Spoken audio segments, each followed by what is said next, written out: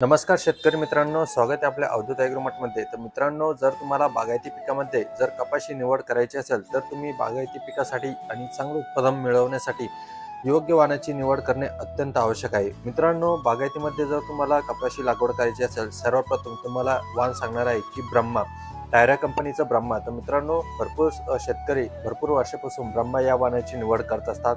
तर हे ब्रह्मा एक वाण तुम्ही घेऊ शकता। त्यानंतर ब्रह्माचंच म्हणजे टायरा कंपनीचं दुसरं वाण आहे 9121, ते पण तुम्ही चांगल्या प्रकारामध्ये बागायतीमध्ये लागवड करू शकता।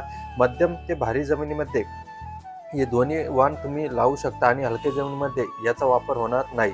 तर यानंतर तिसरं जे वाण आहे पंचांगंगा पोलारिस, पंचांगा सीडचं पोलारिस, हे वाण बागायतीसाठी अतिशय चांगलं आहे आणि बागायतीमध्ये जर तुम्ही पंचांगाची लागवड केली तर चांगल्या प्रमाणामध्ये तुम्हाला उत्पादन मिळणार आहे।